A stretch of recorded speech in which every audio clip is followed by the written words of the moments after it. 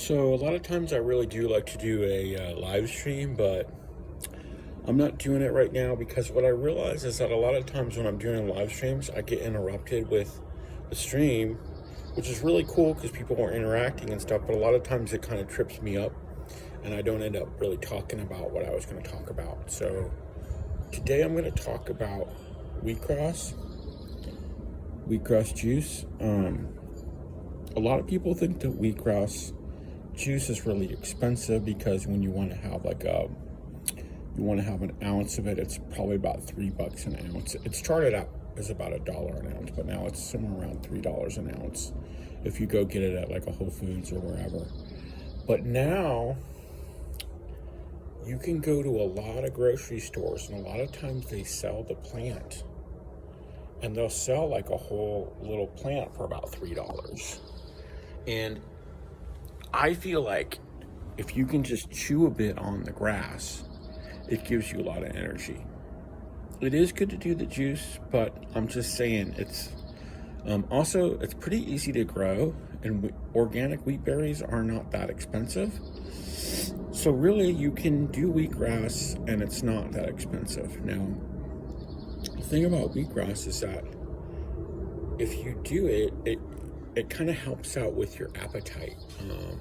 So if you're doing any kind of weight loss regimen, if you're trying to, cut out certain things from your diet, it helps to make you a little bit less hungry.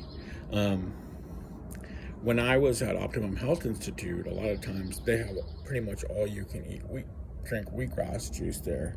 And a lot of times that was what was helping me with, trying to stay healthy and trying to stay on track, because also it gives you a lot of energy. And so I think it's something that people don't talk about that much lately, and I feel like it's something that's very important. And a lot of people don't really like the taste, but you got to think of it as a medicine. It's not like you're trying. Not everything doesn't always have to taste good all the time when you're thinking in terms of medicine. Okay, so I found out about wheatgrass when I was a teenager, and somebody in Venice Beach told me about it when I was there on vacation. So I started drinking it when I was about, I would say 14, maybe 15. I remember sometimes there was a health food store by my, high school? And sometimes I would go get it over there. And, sorry, there's noise here.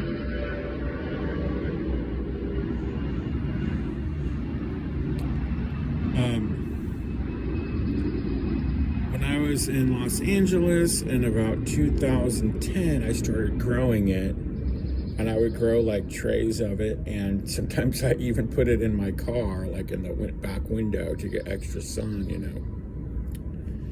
And a friend of mine used to make fun of me because I had the wheatgrass in my car, and he thought it was funny. So anyway,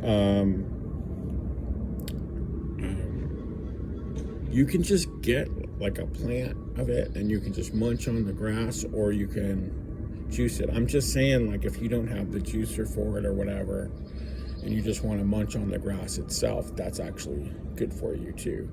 And I just think it's something that can help enhance if you're trying to do any kind of diets.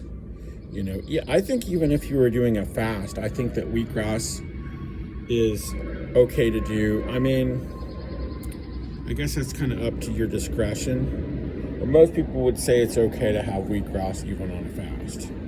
So I don't really fast that much. I'm kind of the Doreen Rider school, where fasting kind of slows your metabolism, stuff like that. So I don't really do a lot of fasting, but I do stuff where, I have to cut out certain things that I want to eat, and so the wheatgrass helps with that.